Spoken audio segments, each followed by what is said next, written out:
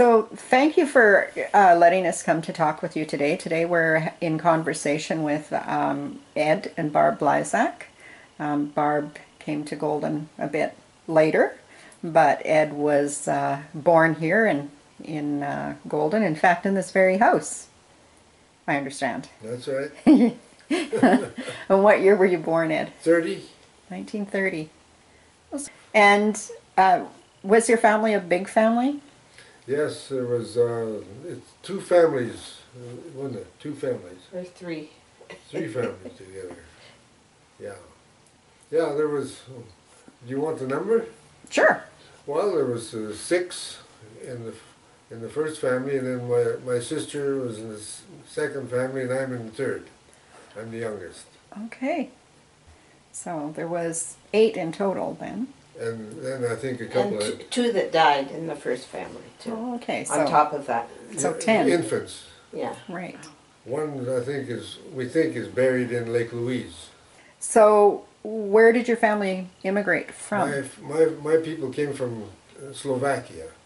Dad came out in 1891. And where did he come to? Did he come straight to Golden when he came? Winnipeg and, well, I guess Montreal or wherever they landed, and then they were on the railway out in the prairies for a number of years. Yeah. And then they finally worked their way out through the Rogers Pass and settled in Golden. Must have been quite an adjustment for them coming from... Must have been. They lived in boxcars, I think, from what I understand, yeah, in the early days. Didn't know a word of English, you know, as coming from Europe. Yeah. And did he work? Who did he work for at that time? It must have been the railway. CPR for 50 years. Wow. And he retired in 39. Once they arrived in Golden, and he was working with the CPR by the time they arrived here in Golden. Yes, he was out there. Most of the family well, a good part of them were born in Beavermouth. Another great piece of history, Beavermouth.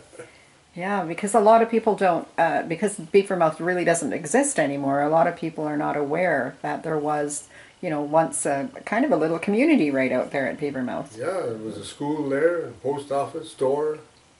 Yeah. Well, you worked around there, I worked there myself. Oh, did you? For a little while, yeah, on the railway.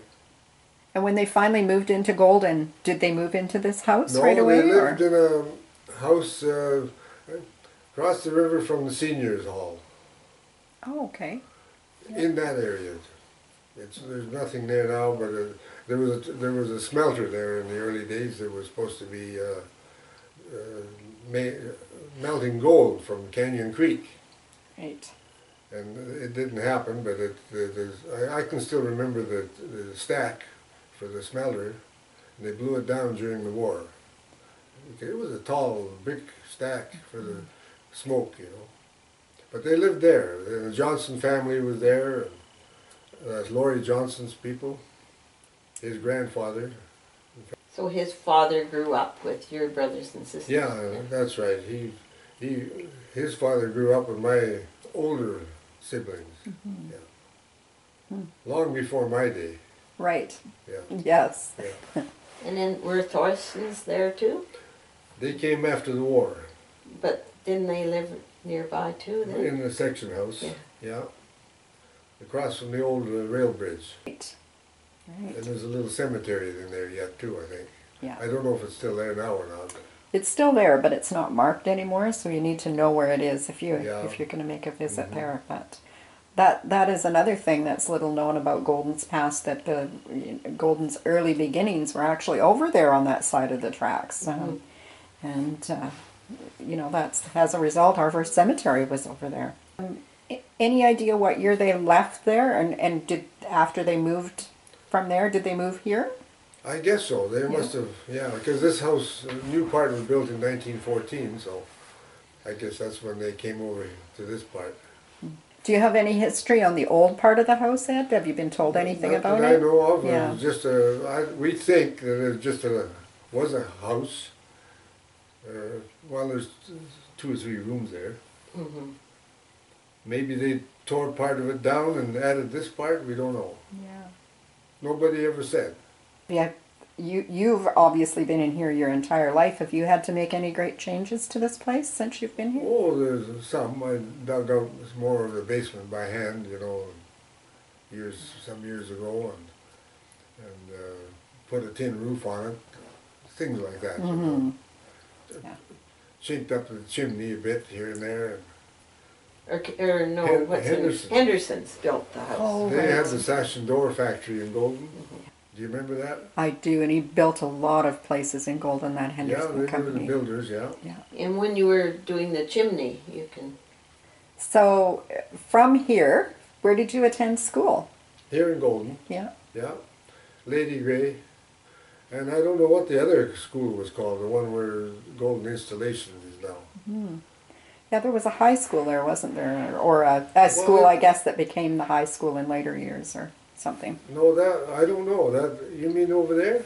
Yeah, the one by Golden Installations. Was that a high school or was No, that it a was- primary it was school? grade 1 and 2 when I was there. Okay. But then I don't know what happened after that. And Mrs. Woods was your teacher, was she? Peggy Woods, Peggy yeah. Woods was. Yeah. And then Ethel King, who was Miss McKim then, when he had Right. taught Yeah, some years later. Yeah. for about 5 years, didn't she teach you? 3 or 4 or 5 years, yeah. Well, we just kept going to a higher grade, and she somehow happened to be there and moved up with us. I don't know how it worked. Yeah. She was around a long time Mm-hmm. teaching school. Yeah. She truly was, because even when I started in Lady Gray in 1961, she was there teaching, and she taught long after I was Oh, is gone. that right? So, yeah. And Mrs. Cameron? Yeah. Mrs. Cameron, that's Ellen. right. Yeah. Ellen. Yeah, and what was the Mrs. Jenkins was the other teacher. Jenkins Yeah, from Harrogate. I don't know where she came from, but Jenkins family lived out south of Harrogate, she was and quite she taught stern. school somewhere out there. Okay, yeah, no, she was quite stern, and also Mrs. Mansfield was my third grade teacher. So they were all about the same age at the time that I went to school there in '61. Yeah, her husband was Ross Jenkins, Okay. but I'd never met them. I worked up there one winter on the railway, and they talked about Mrs. Jenkins teaching school, but I never met the people. What grade did you complete in school? I finished grade 9. Which was pretty good education and, then. Yeah, and then I went to work from there on. Yeah. Yeah. And did you go straight to work for CPR at that Yeah. time? Yeah, but I didn't stay long, 5, 6 years, that was it. Because everything changed, the steam went out. And I was interested in steam, not the diesel part. But except for your older brother, they all worked for the railroad. Pretty well, yeah. Mhm. Yeah, All the boys. Our family did, yeah. Well, Not the girls, That's the but- way work was in those days, you know. Yeah. Yeah. Yeah, everybody 'Cause did it, didn't they? 2 were enginemen and Cyril was a operator. Yeah. And its dad was section foreman for Golden West. And I was a fireman. So you were truly a CPR family. Mm-hmm. That's quite Yeah. a lot of family members Yeah, to be and working of course, for them. I grew up with all those stories of track work, and the Rogers Pass. And His 2 older sisters, one worked for the bakery and the other was the drugstore? Where? yeah, one was in the drugstore, yeah. They're half-sisters. Right. Yeah. But that family was gone when I was born, there was none of them around here. I just grew up myself. But none of them Yeah. married old-time families here. So Out not- of all the family, yeah. so they all moved away Well- before you would remember them. Well, the 2 boys that were enginemen were in Cranbrook. So they still would come through here. Yeah. And Cyril Cyril was around He here. was on the station operator, telegraph operator. Out at Lincoil and Oh yeah. And I think he was here before the war in Golden too, or in the station. That was a railway family. Yeah. and Lena married her husband. He was a railroader. He was a though. railroad man too. Yeah, he worked at Beaver Mouth. That's lots of history in Beavermouth. John Motley, and then Annie. Well, that was Annie. No, Yeah. Annie married a He was a policeman, policeman, yeah. and then Steve's wife. Her father was a pharmacist. Oh, okay. Quinnan. Quinnan, yeah. Quinnan. It was. Yeah, in the old drugstore here. Yeah. Yeah. So from the time that you, once you entered school, you were old enough to start doing some chores. What kind of chores did you do around that, you know? I mean, every kid had chores to do. Yeah, well, shoveling snow and hilling potatoes and things like that, pulling weeds in the garden, cutting a lawn, We cut the wood. and sawing some firewood. You know, Yeah. that was normal in those days. Right. It's one of the things as we're talking to people that we realize that we're probably the last generation, Karen and I, of kids who had chores. That today, very few kids have chores to do. And Well, that was just normal. yeah, And of no course it allowance. was. Yeah, That's right. no allowance. It was part of that being was the part of being family. the family. That's Yeah, yeah, exactly. And then bringing home the odd groceries on the way home from school, from the stores, you know. You went right by the store anyway. So I'd have a note, and I'd go into the store, and they'd give me whatever was on the note, and I'd bring it home. And it was paid up probably at the end of the month, you know. Yeah. Casey's. And King's and Rolston's stores, yeah. Yeah. Yeah, those seem to be the popular stories as we're Yes. talking to people. That those are the ones that are most well remembered. Plus, Ed's mum didn't speak that much English, too. Right. Yeah, that's right. She was up in years when she came out, you know. Yeah. And she came from Slovakia too? Yeah, and my sister, half-sister, she came out too. She was a widow over there, and Dad was a widower here. So he went back to the same town he grew up in. Oh. And got his mum. He was in another little... She was in another town then, but she village. grew up in Belypotek, though, didn't she? Yes, oh yeah. Yeah, we went back there a few years ago and had a look at the old place. And the cousins still live in the same house.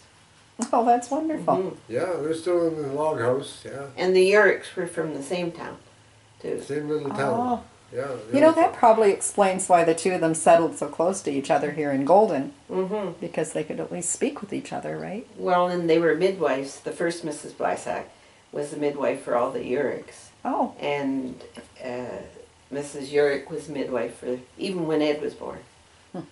But Yeah. you can understand when they could speak the same language. yeah, That's absolutely. Yeah, for sure. So they were, and you spent all holidays together and did things together all the time, that's didn't you? right, and church things too, and we worked on the railway too. And So you had lots in common. It Yeah, wasn't just lots a in matter of common. being able to speak the language. You had a lot in common Yeah. with yeah. their family. Did you have any other jobs that you did before you started with the railway?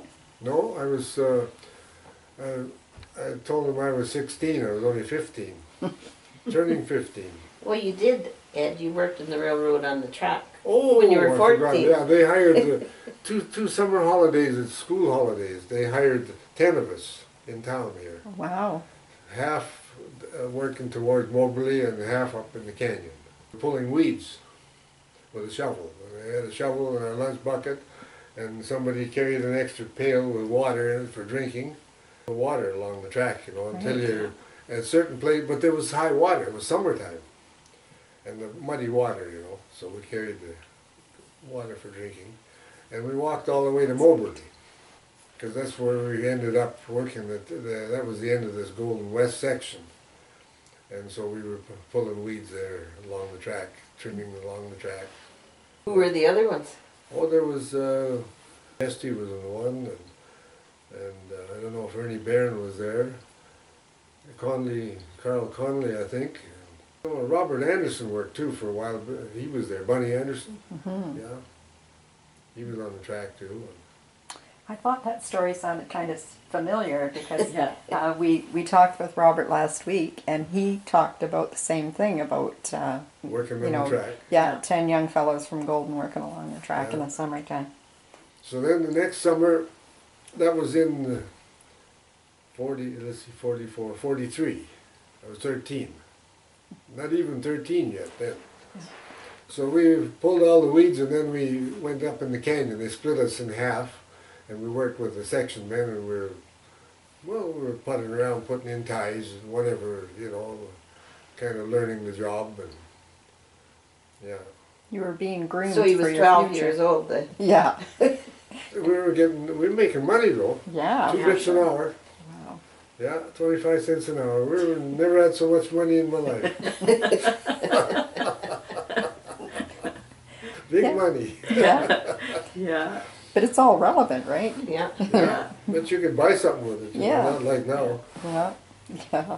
Yeah. So then the next summer I was interested in going working on the steam locomotive, but I was too young. So these railroad fellows said, you can go to Beavermouth. Maybe they need wiper at Beavermouth. They called him a wiper. That was the job. I guess from the early days, somehow they got that name, wiping. Cleaning, I guess. I don't know. But anyway, What did you do as a wiper? Well, I don't know. What we did, we looked after the boilers and did all the, you know, the sand that had to be carried into the locomotive for the wheels, you know, and cleaning the flues out of the boiler. When the engine was working hard, they put sand in and it would take it right out the stack and clean the soot out. Clean the soot out of off the inside of the flues so it would steam better. Well, Never heard of that. never heard of that. And there was a black cloud, you should have seen it. Black, I guess it dissipated somewhere, but it was a black cloud going up to just out of town. We would sand them out. Yeah, and then different places up on the hill too. We put sand in. Yeah, to help clean the flues. That's so the water would boil better. Well, You know, it was an insulation. You see, inside the flues. Soot, black soot. You know, Yeah. from oil can. When the oil smokes, it coats stuff. You know. right. Yeah. Yeah. Like my Creosote house. kind of thing. Yeah, well, Yeah. like the soot in the chimney. the same Yeah. thing. Yeah. Yeah. Yeah. Yeah, so we did those jobs and greasing the wheels and taking on water and oil, fuel, you know, and all that stuff, climbing around the locomotives. So you worked in Beavermouth for a while? No, I didn't. No, you I got didn't. I wrote a letter to the master mechanic in Revelstoke, applying for a job at Beavermouth. Well, he wrote back and he sent me a pass to go to Revelstoke, train pass. This was summer holidays already, and you know, school holidays.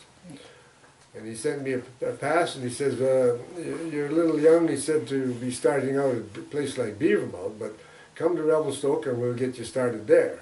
Well, then that meant I'd have to find a place to live in Revelstoke, and I had no money. I was only a kid, you know. Yeah. So we talked it over, and I went back on the track that summer up at Lincoil. And I batched all summer up there with a Slovak fellow. And did our own cooking and worked on the track for 2 months. What did you live in while you were in Lincoil? What did they? You live in like Well, what? they had quarters. They had some quarters there. there, There was a bunkhouse and a section house, and there was families living at Lincoil. You know, there was 3 operators for telegraph. Oh, And then there was section men, there was 2 or 3 section foreman, he had a house. Then there was, then the relief operator for the telegraph had to come down and relieve for the weekends for those fellows from field. He had to have a place to sleep. And, you know, it was nothing much, but it was still a place.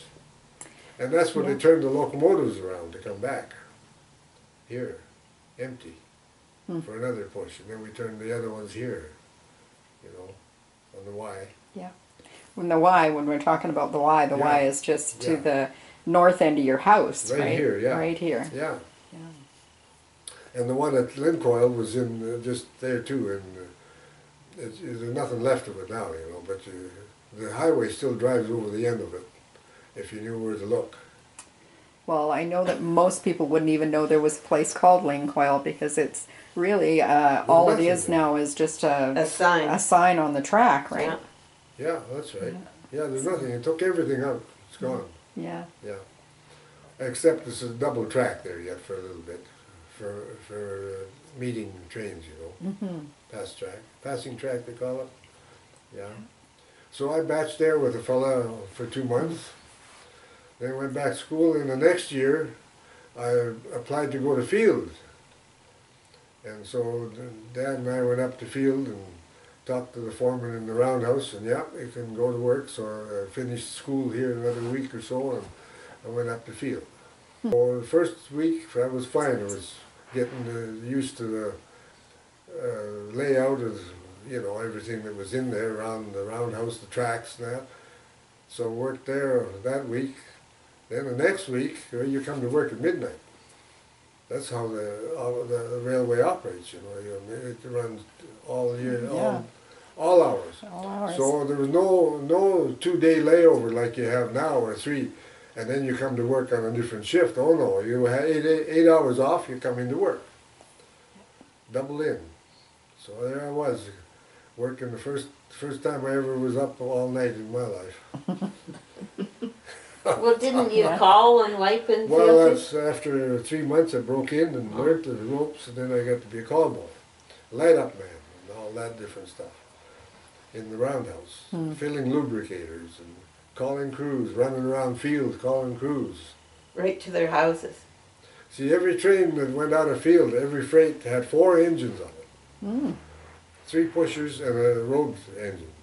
So you had 8 men to call every time a train went east. And they weren't in the roundhouse. You had to go uptown and call them in the middle of the night. Go into their room and wake them up. And here, Their bedroom. is this your name? You're so and so. Yeah, you're called for such and such a time. Usually an hour and a half or 2 hours time. You know, for them to get up, eat, get lunch, and come down to the shop and get ready to go. And in the meantime, the shop crew had to get the engine ready and out on the shop track. And there was everything east of field was coal-fired at that time. Yet, you know, and so there was all that work around the coal burners, cleaning fires, and ashes, you know, cinders. Quite a responsibility for a young man. Well, I tell you, you had no spare moments to think about, you know, you're busy. Yeah. You had to keep track of all the crews that came in, all the names, you kept them in a book, and you took the crews off the top of the list and the bottom ones were there, and then after 8 hours, well, all those, you put a line through them, there you were, that guy was going, well, that just came in 8-10 hours later, or maybe 2 days later. It all depends on what happened. You know? Yeah. Or maybe right away, who knows, you know. That's the way things operate on the railway, you know. Yeah. Oh yeah, everybody had to have a watch. That was if you were on the road, on the running trade. Mm-hmm. You had to have a special watch. Yeah. And the jeweler come Took a and... couple of months' wages just to pay for the watch. Yes. In those days. Yeah. You And know. the jeweler came from Revelstoke and would check them, didn't he? Here, yeah. Yeah. Us fellows that were out here, Beavermouth, Notch Hill, the different pusher points, you know. He made his rounds, and he's the one that adjusted the watches. Hmm. Yeah. And his sons, I know him in Revelstoke. Yeah, he's still living in Yeah, Revelstoke. English. Yeah, we never touched the watch. He did all that, and then being at a different altitude here than Revelstoke. See, we're 1,000 feet higher than Revelstoke here. Well, he'd have to adjust that because the watch wasn't running right. Oh, Altitude. who would have That guessed made a that? difference. Yeah, Yeah. never did I. Yeah, those fellows at Beavermouth were higher yet, you know, climbing up to Rogers Pass. Yeah. Well, they'd adjust the watches there too. Hmm. You know. Then after so many months, he took your watch, he'd give you a loaner, and took your watch in and serviced it in the shop, you know. Then the next time he came out, I think he came out every 2 or 3 weeks, he'd bring your watch out, and you got your own watch back, and he took the loaner. I would never have guessed that it would be Mm-hmm. such a Well, it was complicated- vital for Well, to yeah. make sure they were on time. Yeah, now that Yeah. I think about it, Yeah. I'm sure that that's the case. But Yeah, and when we left on the road, I fired when I was firing on the field. Well, I had to take field for one instance. No matter where we were going out, when you signed out in the roundhouse before you got on the engine, you signed and you looked at the clock on the wall, and that was a standard clock set by a telegraph oh, in those days. And now it's radio. You know, you hear the time Yeah. on the radio. Well, they set that, and then you took your watch and you looked at it, and you were allowed 20 seconds, one way or the other. Well, sometimes it was more, but you didn't touch it. The jeweler did that. And then you marked down how many seconds your clock was out, your watch was out, before you even got on the engine.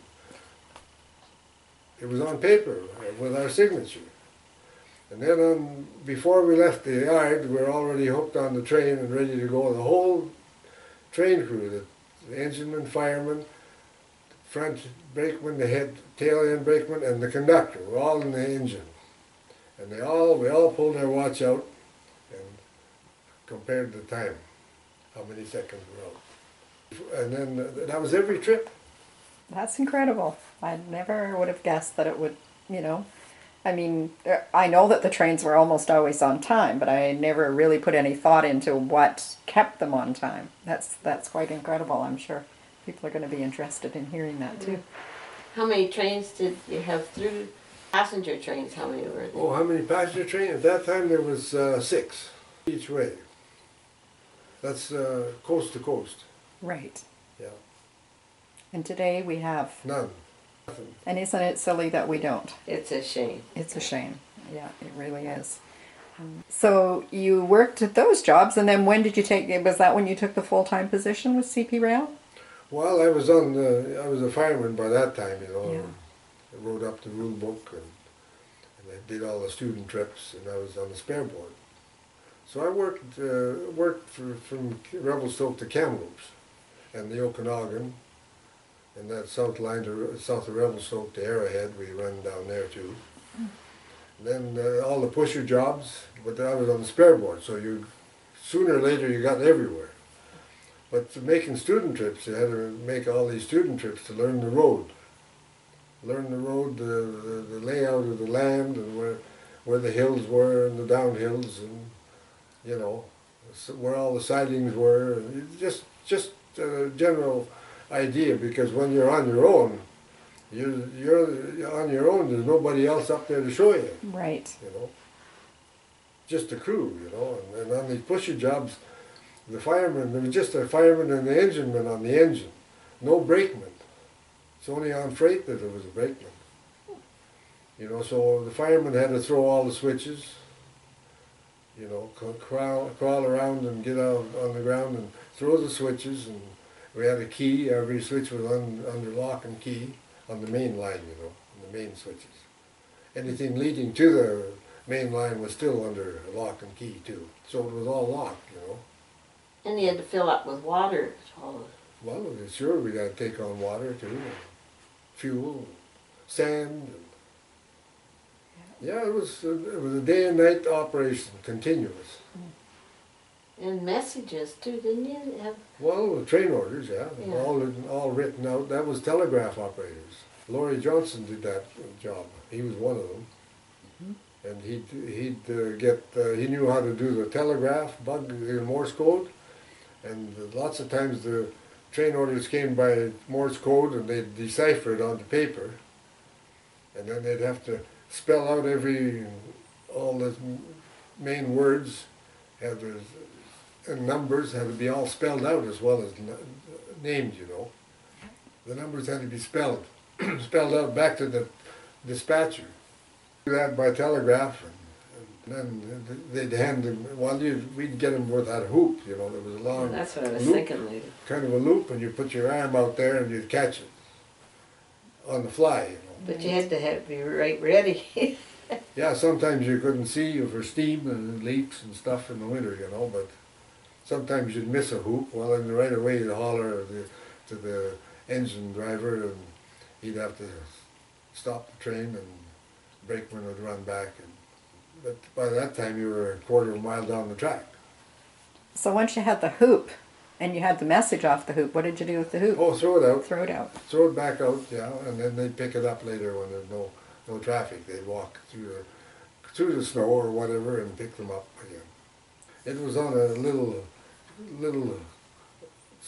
wire clip in there, you know, kind of a spring clip, and there'd be this roll of paper in there, and then this big hoop and a tail on it because the guy had to hold it up, and you know the engine man was another 5-6 feet up there or more. Yeah. We've actually got one at the museum. Have you got one? Yeah, we actually have one at the Have museum. you got one? So, yeah. Yeah, the hoop. The hoop. Yeah. Yeah, we do. It's out on exhibit at the Yeah. museum. I didn't miss too many, but once in a while you'd miss one, and then you couldn't get by if there was a. See, we'd get a signal on the signal board on the station. There was 3 different positions: yellow, red, and green. If it was green, well, that meant there was no orders, no nothing. Just keep going with what orders you had. But if there was a yellow one, well, then that meant there was something, either a hoop or something. And if it was a red one, well, then you just had to stop and go in. You know, somebody'd have to go in to the station. Yeah.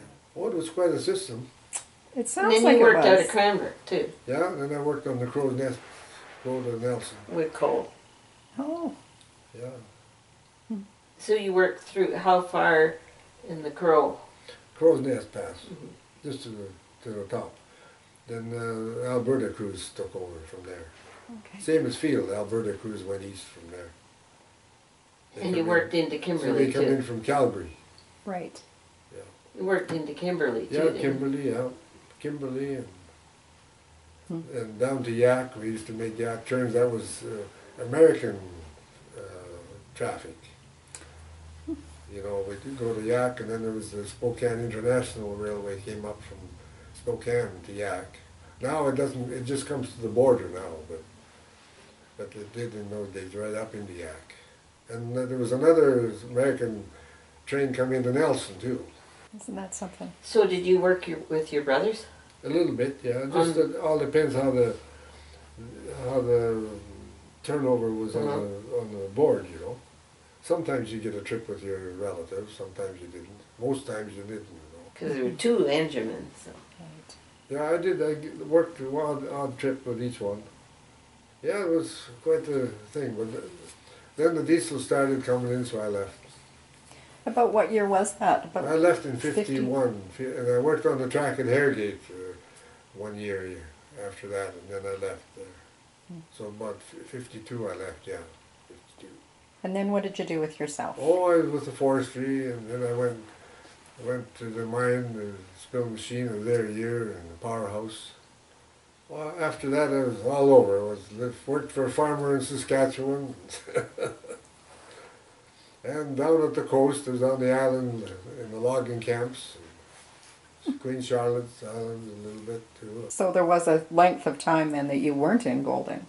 Quite a while, yeah. Yeah. Yeah, here and there I was gone, yeah. Well, then you took school at the coast too. And I was going to school, yeah, in Vancouver for With a while. heavy duty operator though. Yeah, Did that too. one. Then I went to welding school. I was there a year. Mm. So you're a pretty well-rounded fellow But then. he did forestry around here too, like logging, worked for different logging companies. Didn't you? Yeah, and I worked for the Johnson boys, Johnson Road, you know, in the Blaeberry. Yeah. Yeah, I Oh. helped build a little of that. Yeah, a little wee bit of it. Still had to do a bunch of rock work before they got logging on that new part. Have you been up there? Yes. You know where all those S curves are? Yeah. Well, we helped drill some of that off for a couple of months. We were working there. And we got logging, and then the mill burned down at Donald, and that was the end of that. What year did the mill burn at Donald? 56. Because somebody asked in us November. that question actually the other day, and we didn't know the answer. In November sometime, 56. You've got a great memory, and we're really appreciating it right now. He does have a good memory. Yes. And when he was going to welding school, he was busy every night of the week. He took accordion lessons one night and swimming another night. And Machine shop practice another night. Still play the accordion? A little bit, yeah. Yeah, I fumble around a little bit yet. It's not too many people play that instrument anymore. Well, not around here, but you know, Vancouver and all down through there, there's lots of accordion. Victoria, there's lots. Seattle, there's lots of accordion players. Spokane, full of them. For some reason, In Spokane, there's an accordion orchestra. Oh my too. goodness. And they get their degree in accordion at the university. Wow. yeah, that's Interesting. Right. Didn't Yeah. know that either. Yeah, down there it's lots of, but it seems like it's too hard of an instrument to play or something. I don't know. Yeah. I don't know why. I'd like to talk to you about your neighborhood. One of the things that came up in a conversation that we had with someone else was about where the old swimming pool used to be. Oh, here? Mm-hmm. Well, right where the bowling alley is. That's what I thought. We dug that, that's where the bowling alley is now. And did they put that in your lifetime? Yeah, oh yeah, that's right, yeah. Yeah, there was, I remember them digging the hole out and pouring the cement. What kind of machine did they use to dig the hole, or was that By all hand. handwork? It was Muck stick. Elbow grease. elbow grease. Which everybody's just scared of now. Yes. Totally afraid of that stuff. Yes, I agree. And then they poured the concrete the same way by hand. Yeah, mixed it by hand in in a whatever, and carried it in buckets or wheelbarrows, I guess.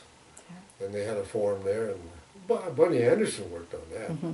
That's who it was we were talking Was with. he telling you about it? Yeah, he couldn't remember exactly where it was positioned, It's whether right it was where the under the bowling bowling alley is, or right now. yeah. Exactly. Perfect. Yeah, yeah. I can still remember all the people diving off the board down into it. And how come they quit using it? Well, I guess it went dry, or no. I think what happened, they forgot to drain it, and the cement froze. The water froze and busted it up. Yeah. See, I think that's what happened. It was broken. It was up. broken. And then it would lay there empty for years after that hole there, you know. Do you remember them ever breaking up the concrete and taking it out of there, or is Yeah. it still in the ground? No, I think they took. I don't know what they did really. They did something anyway to get that Yeah. building in there. Yeah, they must have taken it out. I don't know. Mm-hmm. Well, a few years ago, when they were getting ready to build the car wash, the people who were going to build the car wash had to satisfy the town of Golden on about what was on the site previously. Oh. So they came to the museum to see what might have been there, and they had heard that there was a swimming pool there, and they needed to know when they started digging if they were going to run into this swimming pool or not. So we have a map of the museum. It shows the location of the swimming pool on the map, but I couldn't say whether or not the concrete was there. I had no idea. So Yeah, well, I don't know what they did for sure, but They it just seems put to me some they along broke the it river. up. I don't know. yeah, They might have buried it for all I'll we bet you know. they put it around the river. I bet you that's a possibility too, because they would have used the material. Yeah. One thing that the generations before us weren't was they weren't lazy. No. And they were pretty clever thinkers, and And they did reused recycle, everything. too. Yeah, they Yeah. recycled everything. So if they had an opportunity to use that, I'm sure that they would have. Yeah. Yeah, well, afterwards there's lots of machinery around so they could Yeah. lift all that stuff out, I suppose. I don't know what they did. I have no idea. Yeah, yeah.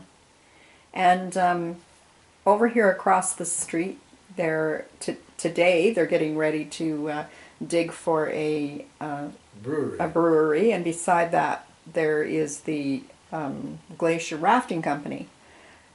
What was there at that Glacier Rafting Company building before? Well, in my young days there was an alley through there, and cars could drive through. It was just another alley in the block, middle of the block. Mm-hmm. So I used to drive my vehicle around there and through what was a little bit of a motel there and down to Golden Motors. No stop signs in those days. You just slowed up and kept going. That's all. Everybody did that. There were no stop signs in this town. If Well, you where wanted to was see one, you had Helen's? to go to Calgary, Where was Helen's place? where they're building the thing. Yeah.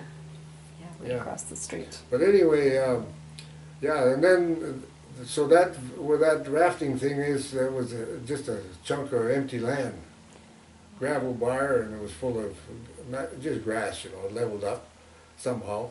And then finally, years way back, I think it was Dave Higman, he started up the garbage disposal here.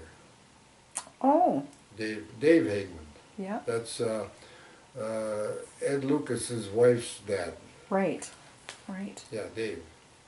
And so, did he have garbage on the site No, over here? not here, No, but he not had here. no, I could be wrong now. No, he started that garbage, but I think before that there was a grader. The town had finally got a grader Oh, okay. to drag the streets, you know, and they had to have a shop, so they put up some kind of a building there, and they could house that machine in there. Mm-hmm. And I think they worked on it too, you know, maintained it. And from one thing to another, it led from one thing to another, and then there was some kind of an upholstery shop in there in your day. Oh, in that building, yeah. They kept adding Kevin on to it a little Brown. bit. Oh, Brown. yes, that's Yeah, exactly right. wasn't it? It was I in totally there. forgotten about that It was bar. in there. Who was it? Kevin Brown, it's, Yeah. what's it? Huh. But he did have upholstery Yeah, they place had a in there. little upholstery thing. They were working there for a while, and then I think after that, they got that thing going there, the rafters, you know. And they've been in there quite a while, haven't Yeah, they they? have been. Yes. Yeah, it was, what's his name, his wife who had it? Jim Murphy. Jim Murphy, yeah. Yeah, they got in there with the rafting stuff. Yeah. And the kids, I guess. Their kids were busy at it. And then in the end, I think... Elizabeth was I helped think did a one of lot the in girls there. had it at the end, didn't she? Well, Elizabeth mainly, I think, did it, but it was Jim and Heather's, and Right. Yeah, Yeah. yeah. They got it going, and then they sold it a couple of years ago, and then they've patched it up a little bit more now, fixed it up a little bit. But I don't know who owns it. We Yeah. don't know who owns the place. I have no idea. So we're Maybe for, they do. I don't know. maybe they still do. I don't know. For reference for everybody, we're now talking about the area to the south of you. So what about your neighbors too? Because when you moved in here, you had neighbors over on your Yeah, the West? west, yeah, west side. over here. Mm-hmm. Yeah. So, what are you asking? Well, now? Who Original- were your neighbors over there? And Oh, how did who- those houses get there? And Oh, from way back or what? way back. Pagliaro's, Pardon? wasn't it? Florence grew up here. Who? Gary Oh, Habert's mom. Well, yeah, I don't were know. Pagliaros. That's way back. Yeah, there was one time the Cranos family lived there. From what I hear of my dad and mom talking, and that was Cranos. Then before them, I think was maybe Pagliaros, the old people, you know, the grand people, not the ones now. It was It's Florence's. their grandfather. Yeah. So Gary's grandparents. Right. Gary Habert's grandparents. Yeah, that's right. Yeah. His mom grew up there. Yeah, she grew up there. She was neighbors with the Blysaks. They were with the Blysaks at that time, one time, yeah, anyway.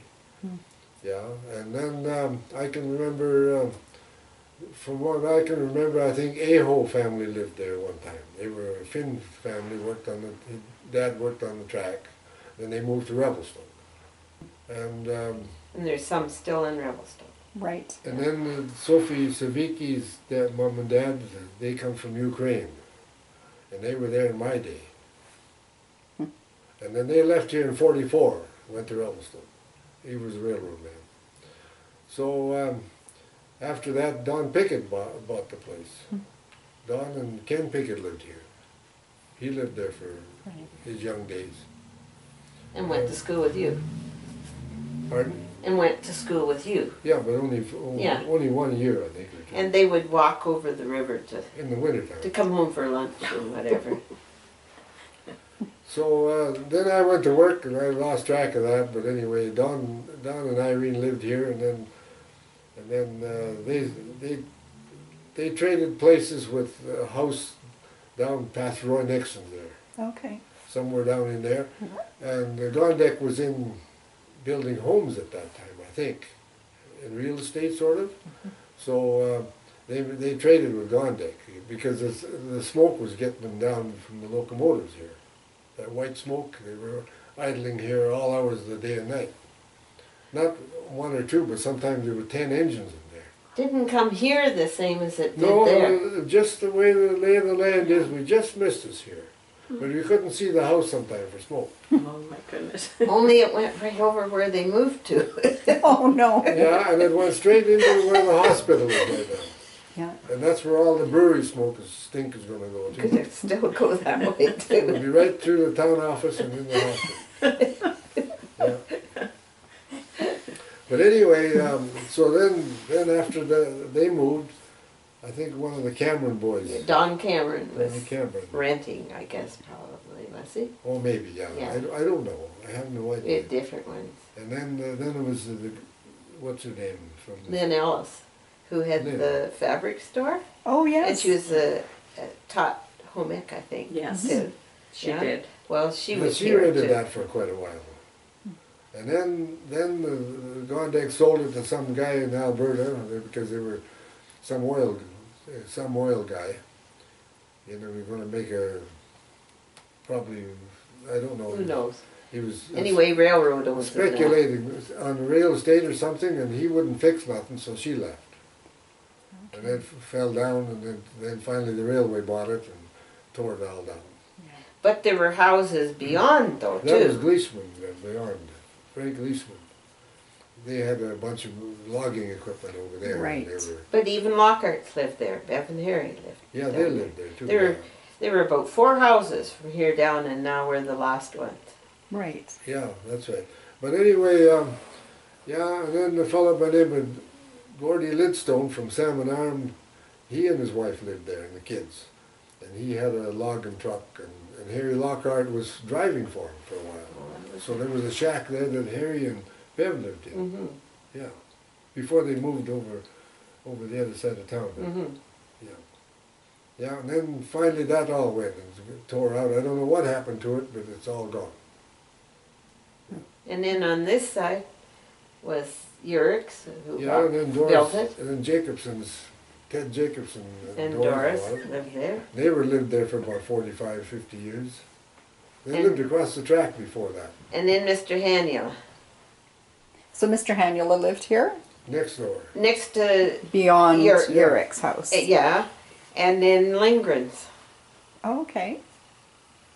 Is Lindgren's the house that's still standing corner. right at the corner? Yeah, Yeah. the one at the corner, yeah. Yeah.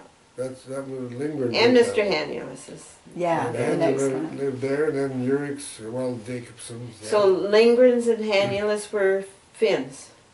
And did they work on the railway yeah, too? all railroad people. I'm seeing a pattern here that here you are right at the Y, and all the families that were right along here also worked for CP Rail, right? Yeah, I guess so. That's Yeah. just happened to be It that just- way. Mr. Yeah. Haniel was a track walker too, wasn't he? Yeah. And Mr. And Urick. old Pete Urick. And what did Mr. Lindgren do? He worked on the track here in Yeah. town Uh-huh. with my dad yet, back in the 30s. Yeah, before Dad retired. Yeah.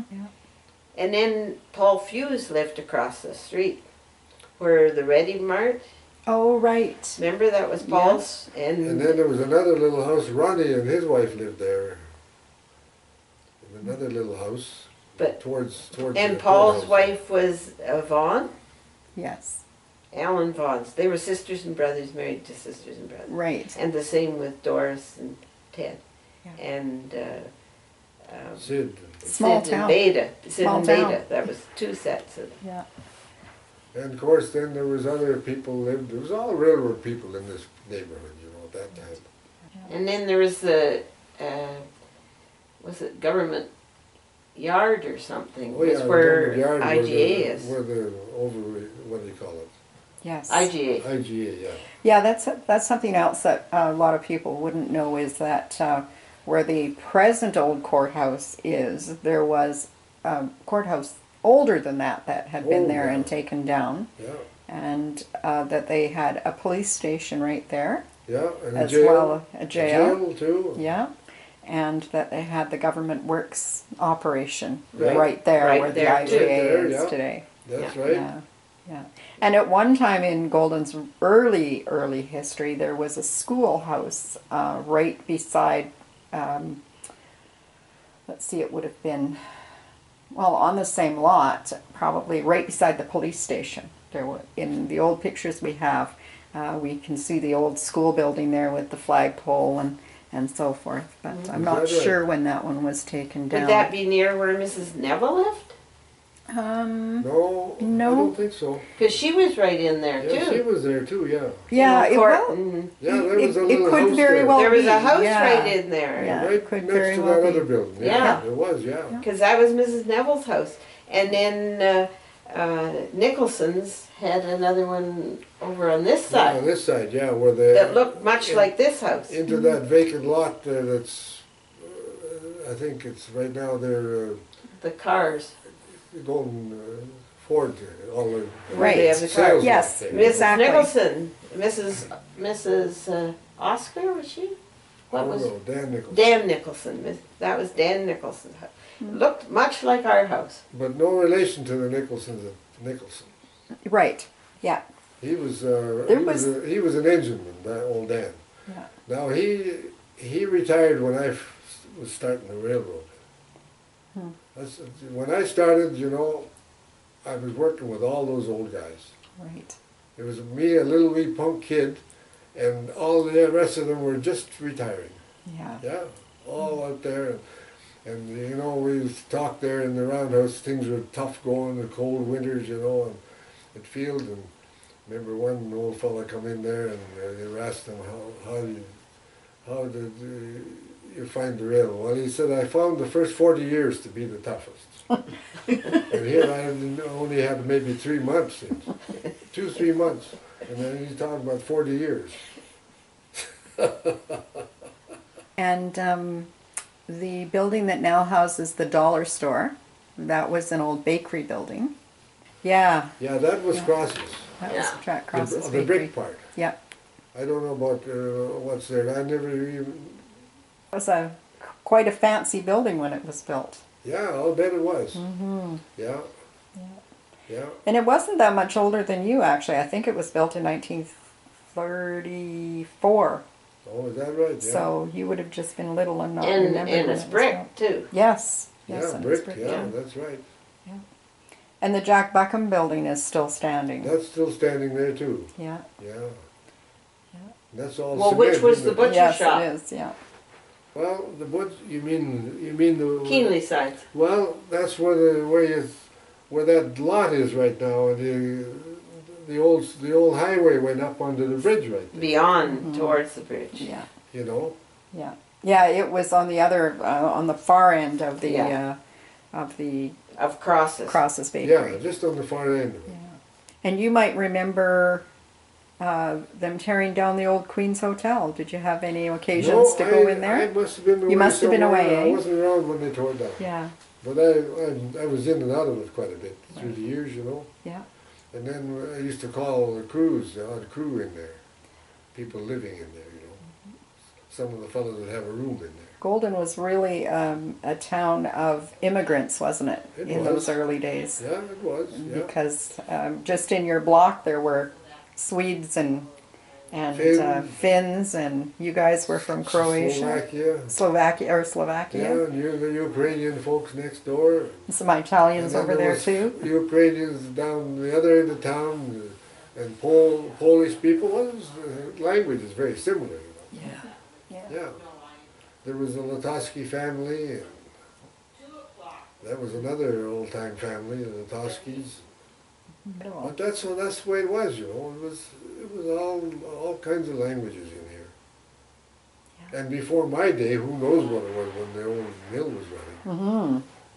Yeah, no kidding. Because they came from everywhere to work in the mill. Yeah. So And when the bush burned down, the fellows were telling me They were living all over the hills back here on homesteads, you know, back here, but they had to walk, there was no roads, you know. And when the mill burned down, they just left everything as it was. And if there was a chair out in the middle of the lawn when they left, that I was hunting up there years later, and I could see how they walked away from their places. They walked right away from it. There was no job here. They went back to Europe, where they come from. Scandinavia or wherever in Eastern Europe. Yeah.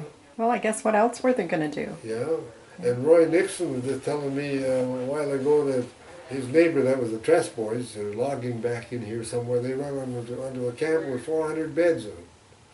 Remains of a camp. It's true. I went up there and had a look. Did you see it? Yeah. They got me in a truck and took me up there, and then we walked up the hillside, and it's almost eerie, Ed, because you're looking up the mountainside and there's big trees growing up in there, but here's those metal bunk beds just in rows in the bush with trees growing out of them, you know, like right? it's quite eerie to look at even.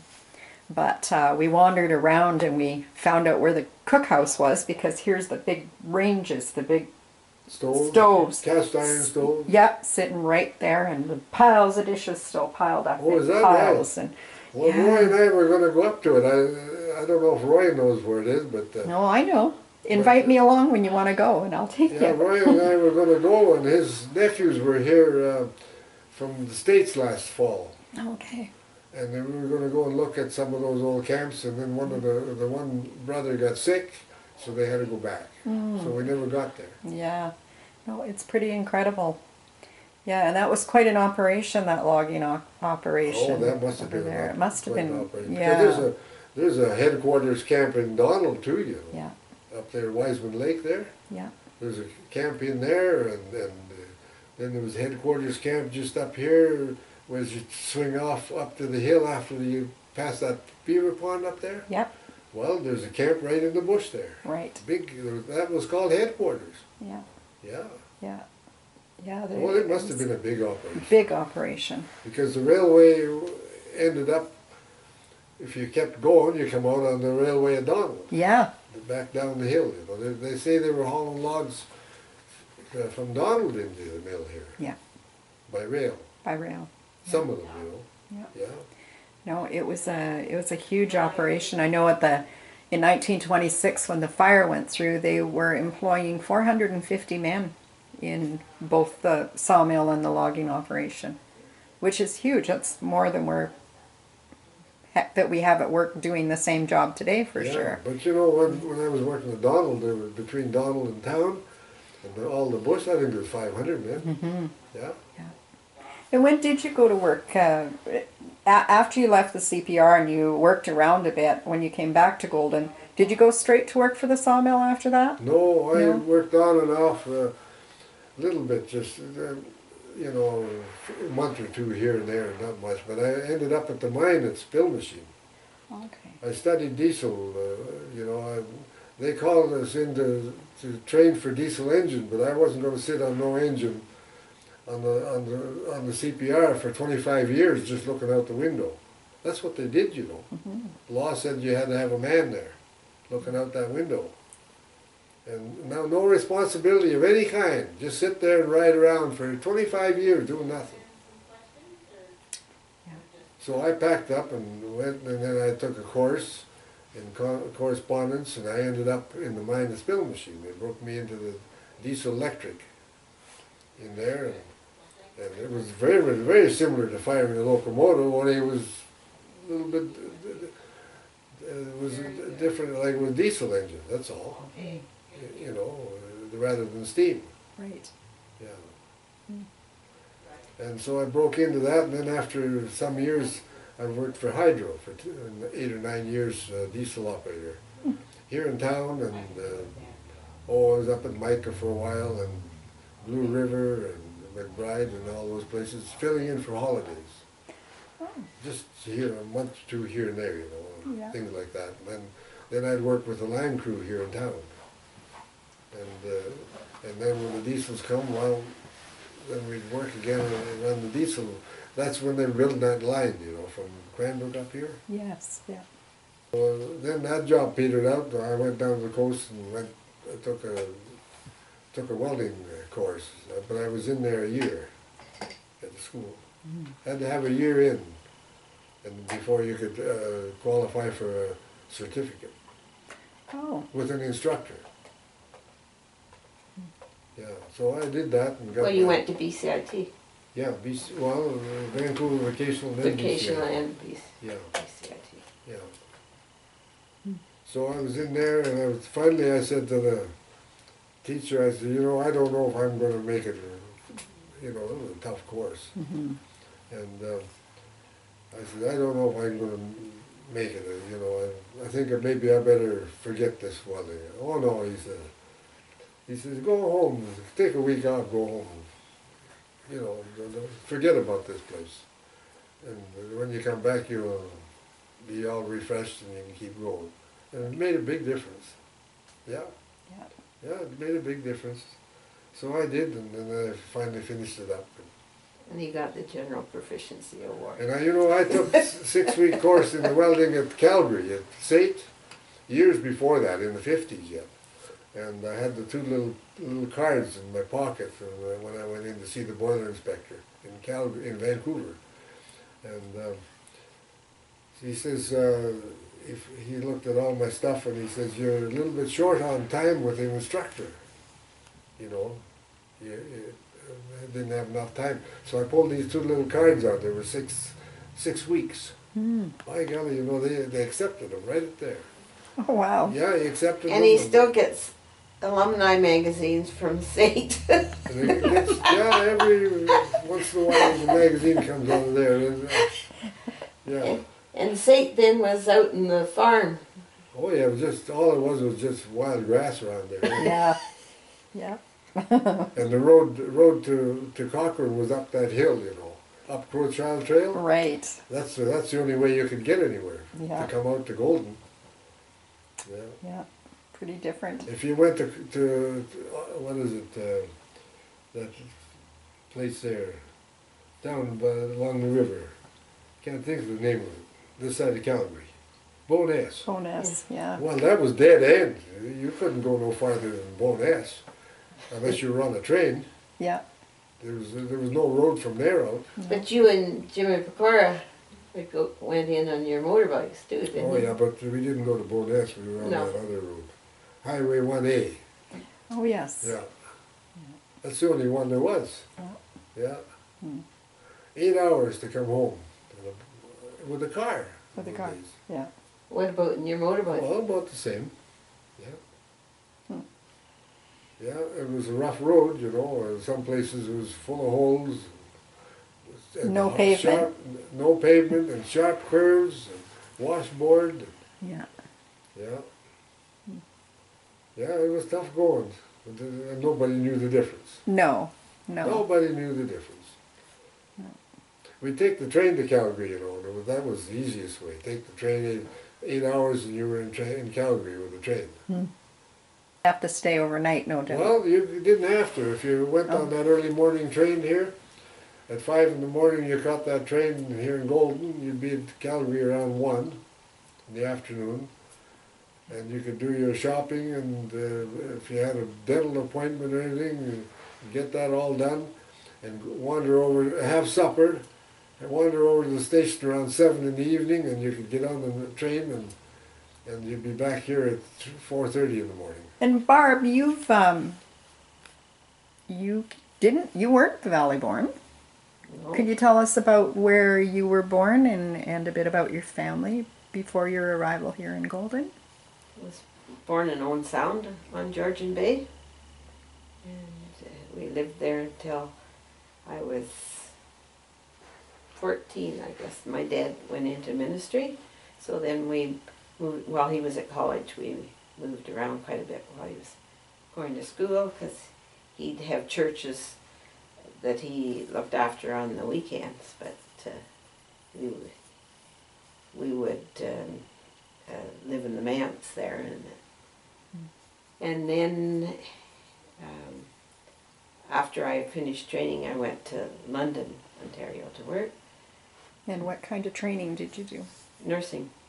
then my girlfriend and I went to Europe for 6 months after we'd been working in London, Barbara Carroll, and so then we went after, well, we'd applied for work before we went to Europe and went to the Queen Charlotte's, or Haida now, but Yeah. at that time it was called the Queen Charlotte Islands, and worked in, was the United Church Mission Hospital in the Charlottes, and then we would have liked to have stayed there, but my girlfriend's brother was getting married, and so we both wanted to be off to go to the wedding, and the person that was in charge at the time said we couldn't be both off, so I said, well, then we'd have to leave, which we eventually did. But when we went to the Charlottes, they didn't have anybody to do lab and X-ray, so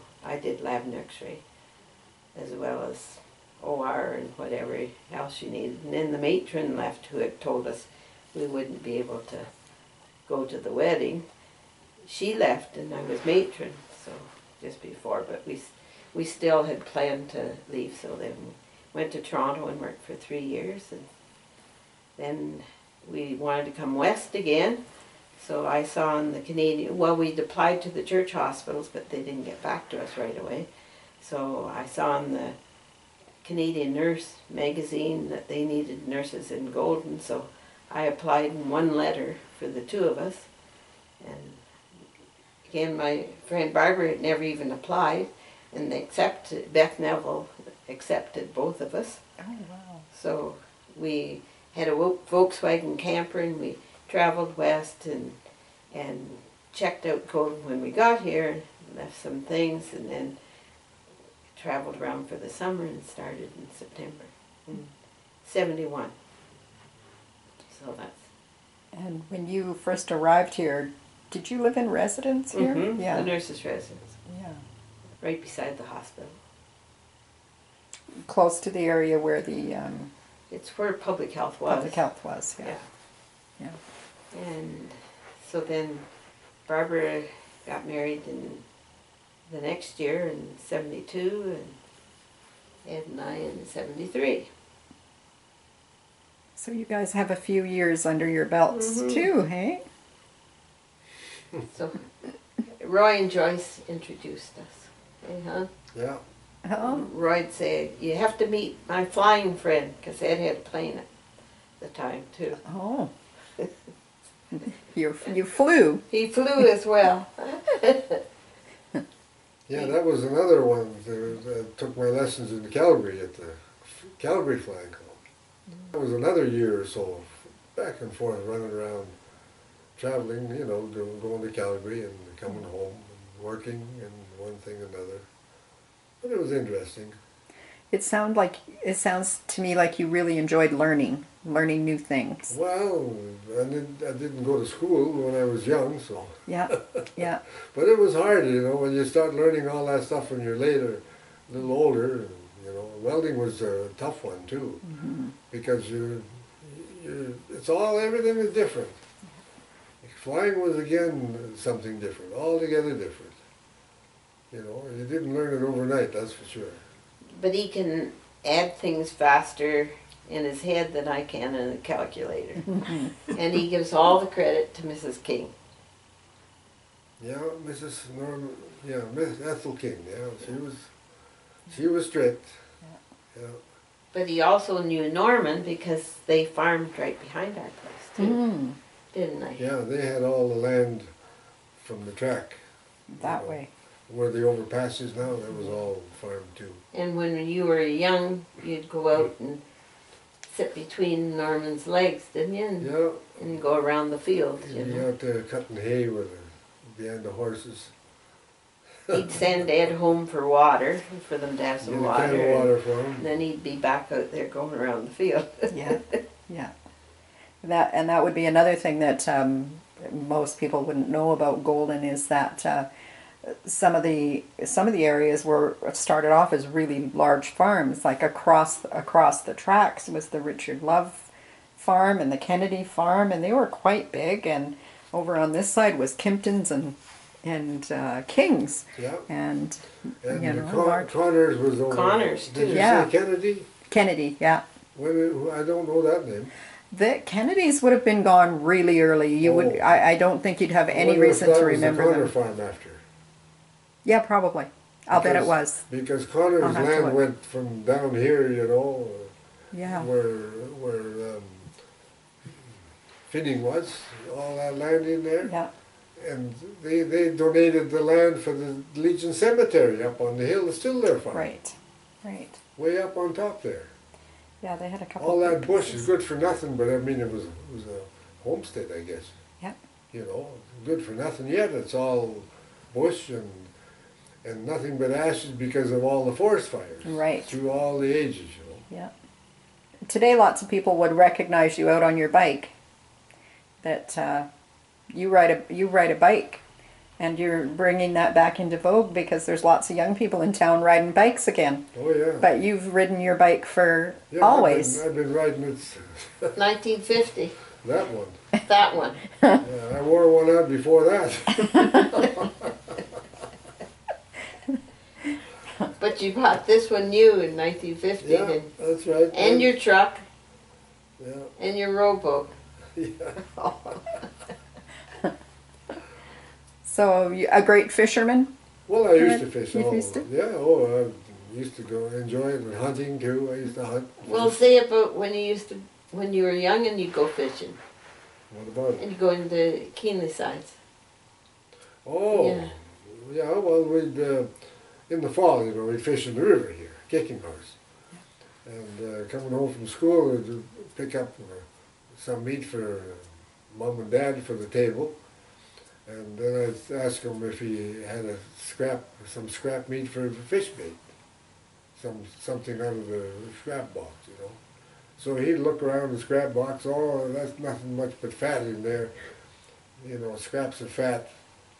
I'll get you some. So he'd go down under the carcass and he'd slice off something that was dark, you know, off beef Yeah, carcass. Just a little, all we needed was a little bit of meat, you know, Right. for bait. And then we'd go down to the river down here, down to Columbia. But you had to walk from here. Then there was no road, no trail, no nothing. You had to get down there somehow, and then we started fishing for minnows to catch ling, you know, or Right. whatever. Yeah, Yeah. you know all about that. I do know all about that. Yeah. Yeah, then we'd have a fire going there. It would be cold, it was getting cold in the evening. We'd put out a little fire, and well, we were hungry, so we put the meat in the fire, what was left, and we'd cook it up a little bit, and then we'd nibble on that on the way home, eat it up. Yeah. Yeah, well, it was still good meat, you know. There was nothing wrong with it. Yeah. But he'd carve off a little piece of meat there for us. Yeah, Pretty incredible. yeah. Or is the, you know, I think so, most right? of the town did though in those Yeah. days, you know. Yeah. It was a staple. It All helped those- put food on the And all table. those folks that lived down at the bottom end there, they lived on fish. Yeah. Everybody did. Boy, I remember growing up before my dad went to work for the sawmill here in Yeah, Golden. Yeah. He worked for himself, which meant we were poor. He wasn't very successful in the sawmill business, and we lived one entire winter off of fish that they caught and my mum canned, and my grandmother provided us potatoes out of her root cellar. That's how Yeah, we survived yeah, a winter, You you know. bet.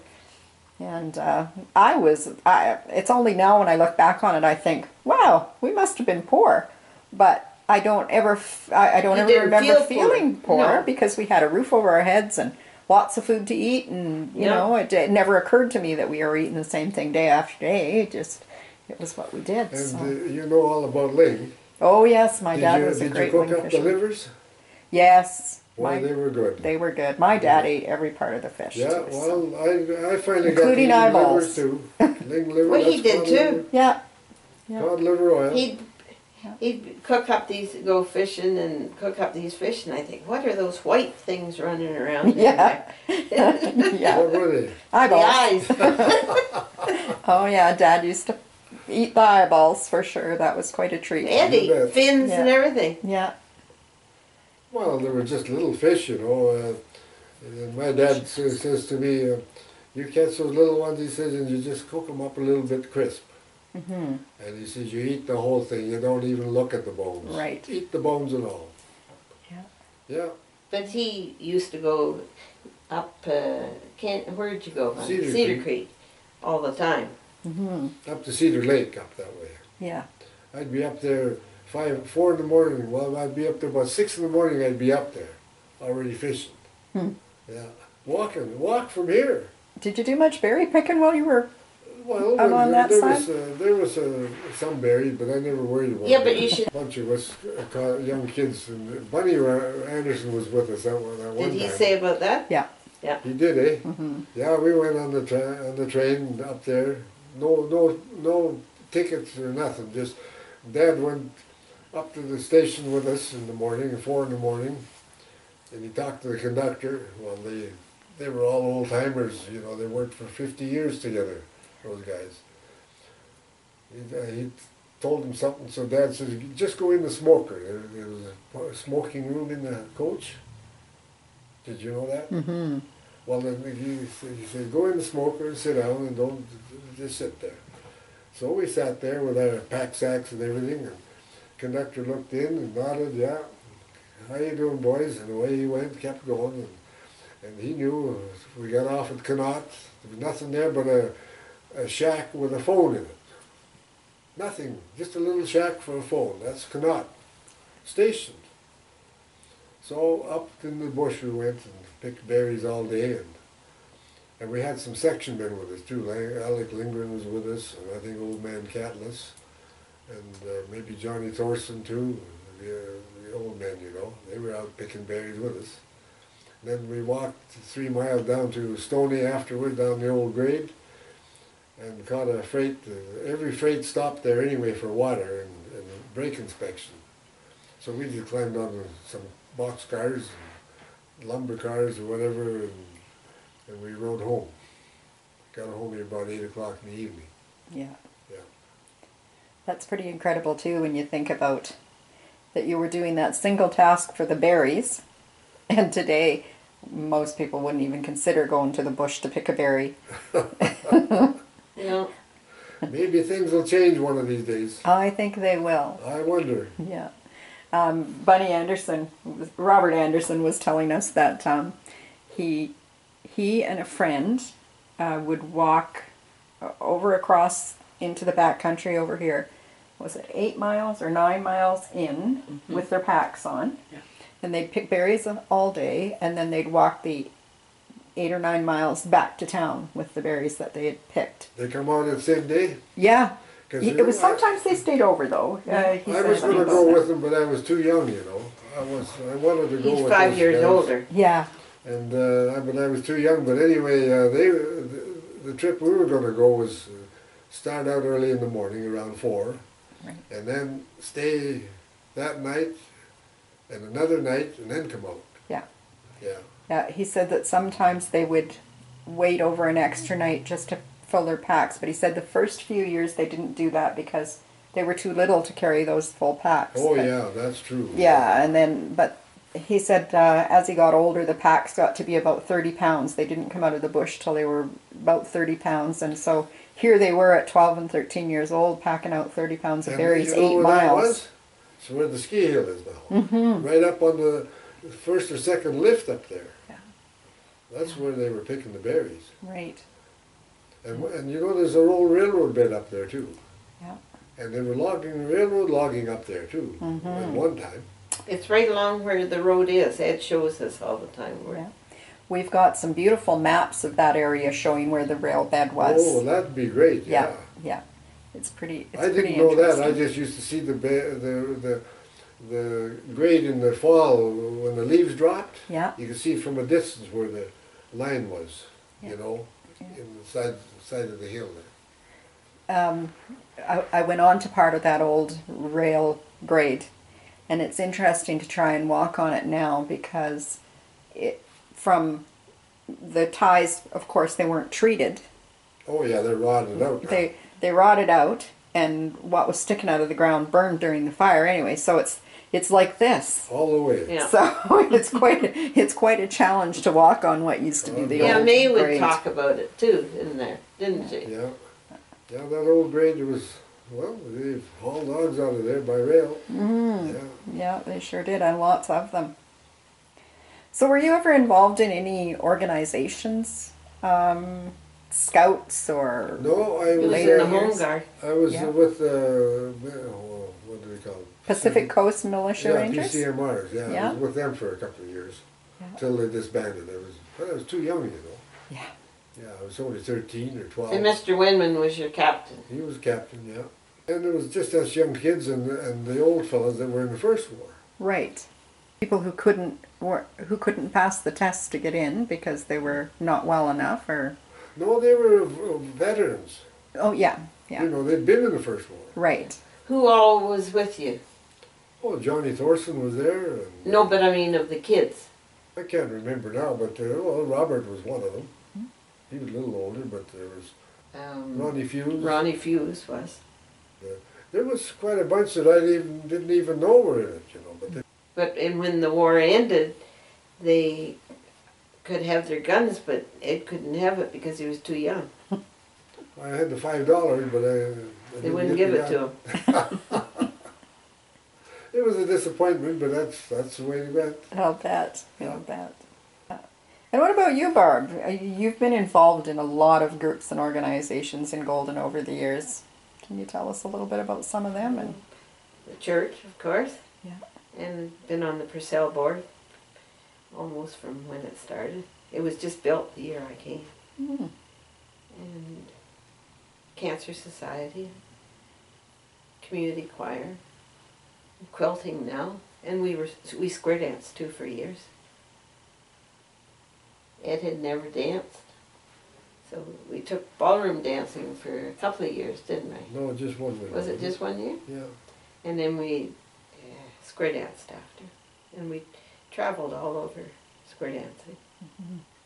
Yeah, we were all the way down to Portland, Oregon, Seattle, Vancouver, out on the prairies, in Montana too. Spokane, we go every year to it. Hey, Couple of dances in Spokane yeah, every year. yeah. Some Americans thought we were Americans. We were there enough. And we go weekends to Calgary, Red Deer, and Yeah, then down in all the Lethbridge. Okanagan. Lethbridge, too. And we skied too.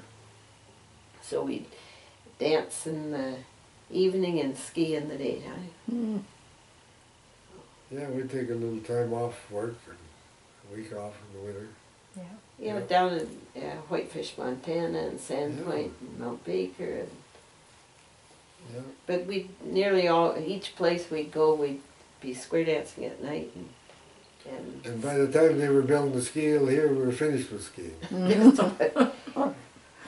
well, you got a senior's pass here for $10 $10 for the winter. for it was a pass for the year, and then it went up to 25.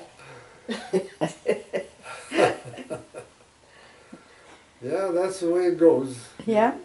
Yeah. It goes for a while, then it peters out. Yeah. Yeah, that's right. What would you say your favorite thing about living in Golden is? You like the seasons, though, honey, Yeah, the season is, that's right. and we traveled quite a bit too. I think I've been to 37 countries, Wow, Barb, good for you. and Ed almost that. Oh, yeah, I went. Not quite. I went with the school kids to Thailand, Hong Kong, and Ed didn't go there. But most of the others you've been. So we went and visited his family in Slovakia, the cousins, and Yeah. as well as taking tours. And Scandinavia, we're up in there. Well, the first tour we took was 31 days, and it started in Britain but went all through Europe and over to Hungary, Bulgaria, Romania, Yeah. and Greece, and we have friends who have been here too, from Australia and New Zealand and all over, who we were on that tour with too. Wow, nice.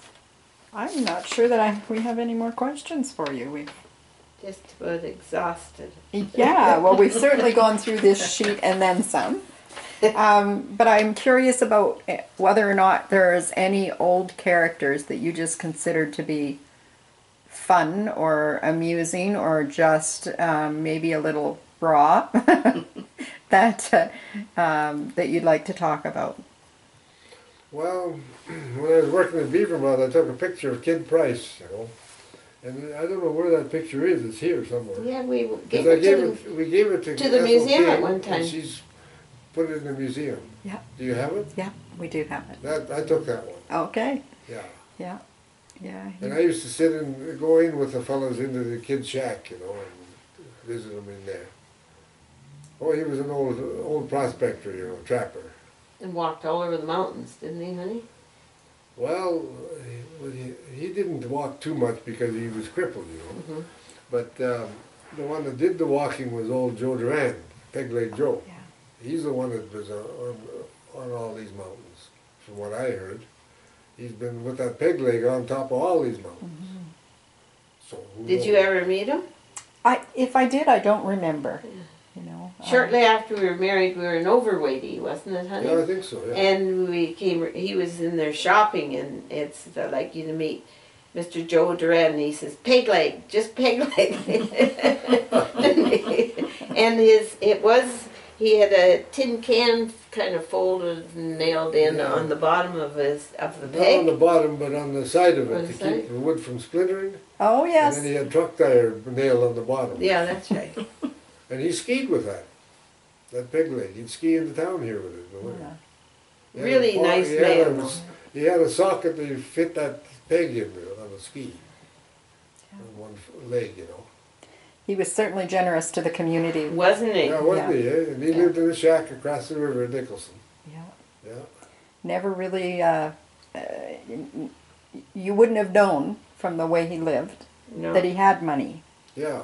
but the community certainly benefited when he passed away. No, he was very humble, though, too. Yeah. Yeah. Yeah. Did you know him at all? Did you talk to him? He had I'm sure he I had a must li- have known him, but I don't remember. He had a different accent, you know, and so finally, I don't know whether I asked or what, but he said, he told me that he come from the Spanish-French border. In that, right on the border, so they had a different accent of languages, Right. you know. Hmm. Yeah, Oh, that's around where I was this last year. might be. I Yeah. don't know. I don't know where you It's were. near between Barcelona and France, right there too. And they have a total different language, and that's where I was. Yeah, that's what he said anyway, and he had a little different It's in accent, the you know, for Pyrenees. English, you know, it was kind of a different Catalonia yeah. and that's their language too. Well, in the end, he lived in a house up there behind, whose place would that be? Behind Alfano's, I guess. Right. Just past Alfano's is a road. Yes. in there. Yeah. There is, and I know exactly where he was when he Yeah, lived back out in his there, you last could see years. it from almost, well, between there and Pecora's all. Yeah. Back in the bush there a little way, there's a house up there. But another one that was generous was Dahlstrom too, Yes, absolutely. because even the nurses' residence was his money. Yeah. And was a plaque in the nurses' residence, and which should be in the museum. Mm-hmm. So I don't know if it's in the bottom of the hospital or whatever, but they should have really, when they took it down, put it in the museum. Yeah. And our church, he gave money for it to be built, the United Church. But his entire estate went to the town of Golden. Yeah. Oh, how incredible. Yeah. But someone that you always thought a lot of, though, is Mr. Thorson. Thorson. Johnny Thorson. Oh, yeah. He was his Yeah. best pal. Well, he was an old, what did I say, he come from Norway. He got on board ship when he was 10 years old or 11. He sailed around the world he doesn't know how many times. In the fire department, the boiler house, you know, I don't know what they call it, the Powerhouse. fireman. He was a fireman, but he saw the world through a porthole. you know, because when they got to shore, they had to fix the boiler and work on the ship. Right. And then when the job was done, they were gone. Somebody else loaded the ship and they were gone. Yeah. But he said he was all over the world. And he never got back home after he left home in Norway. Mm. And he sailed for a number of years at sea. Then he was on the Great Lakes. He was trapping in the winter in Ontario and Up around Sault Ste. Marie. no, he was in Parry Sound. Oh, was it? Talk about Parry Sound. But I remember him talking about the Sault. Oh, he did, eh? Yeah. Oh, maybe. And he trapped across the line in the States too in the winter. But because the lakes are froze over, Yeah. and they didn't do any shipping, he fired the boats on the Great Lakes, the grain boats, in the summer. But for I a few remember years. him talking about walking through France with a march that Oh yeah, you the played. March, yeah, Yeah. he was in the First War and he never got a scratch. Yeah. Mm. But, But and he he, never went back and he home. played accordion too. Oh. He Oh did yeah, play he the played accordion. for So he years used to and want years. Ed to Played up come. and down the valley here, the whole family one time had a little bit of an orchestra and he played for dances. And they played for your dad's retirement. Yeah, he played They for had a Dad party. Retirement. That he called Ed Boy and Ed called him Trapper. He was a trapper. He had a trap line in later years across from Briscoe. Okay. Well, they lived at Spill Yeah, Machine. they lived didn't at Spill Machine. Yeah. Yeah, Spill Machine, Briscoe in that area. Yeah. Yeah. And then he got to work he worked on the railway in the Grand Trunk Railway west of Jasper. They were building that. It never didn't amount to too much, but they were going to put a railway through there. Besides the CN, the CN's there, but on the other side of the valley was this Grand Trunk Railway. And Steve Petruk was working there too, Hmm. from Moberly. Yeah. He worked there too. Yeah. And then Johnny come down to Spill Machine and helped build that track, I guess, from here to the railway Yeah. and the road. He was helping build the road, I think. And that's the road, where she not the was track. from. He worked on the track, but he helped Yeah. build the road a little bit. Yeah. And then he got working on the railway, and I think they had a water tank at Spill Machine, but they pumped water out of the river, you know. Right. They had a little boiler and a steam pump, but because of his marine experience, Right. he knew something about boiler. Maybe he had a ticket. I don't know. Yeah. He never talked about that. So he fired that boiler. They had to fire it up and pump water into that tank Mm. to keep it full. You know, it's Spill Right. Machine. Right. Yeah. Huh. The people that we've been neighbors to forever, and Yeah. yeah. And then, Pleased and to then, learn about these. The family was getting bigger to go to school, so they moved to Golden. Yeah. Well, and he won a car, didn't he? Louise won that. Louise, I won an old Packard car for 50 cents. Ticket. a ticket. It was, Raffle. An old Packard. And they had that sitting up there not far from the bridge, between the two bridges here. You know where the railroad bridge was? Yeah. up here? Yeah. Well, they lived in a house just across the track there, that section house. Right. So they had the car parked there, and it was a rag top, whatever you call it. It was a cloth roof over it. Yeah. So that rotted out, so between Lindgren and old Johnny and maybe old Catalyst, they all got together and they made a wooden plywood roof out of it to go hunting and fishing. Yeah. Mm. Then he gave that to old Bert Baptist up at Spill Machine. He donated that car to him. I don't know whether for 50 cents or what it was, but yeah. Because he worked with those guys afterwards with Hydro, Yeah. old Johnny. Yeah. So- The years went by, didn't they? Yes. Man. Old Johnny Thorson. Yeah. Yeah, I worked with him up in the canyon here. Yeah. That's when we were kids, you know, up there. Yeah. Yeah. It's interesting. Ed went into the hospital when he was he was You were getting, not very good, you know. you're still not bad. No, and you can tell the story about going in. Was you there? No, you told me. Oh, well, anyway, yeah, I went in and all the girls were sitting there. Well, they were standing around. There was no place to Louise sit. and Joyce. Right. Louise and Joyce, I don't, maybe Helen was there too. No, I don't think so. No? So old Johnny was kind of dozing in the bed there, and Joyce whispers to me, he's got some beer under the bed there. No, she says he's pretty low. Oh yeah, she When says, they came yeah, in. he's kind of low right now, but there's some beer under the bed. Maybe see if you like one, you know. So I come in and I hollered at him, "How you doing, Trapper?" And he woke up. Oh, I said, "Would you like a beer?" "Oh, you bet." So I reached down and got him a bottle, and they were sitting there drinking his beer. And, "Good beer, boy," he said. No, he said, what are they whispering about? Oh, well, the girls were whispering there, and he says, "Well, what are you standing there for? Why don't you sit down?" He says to them. There's no place to sit in a hospital, you know. Yeah.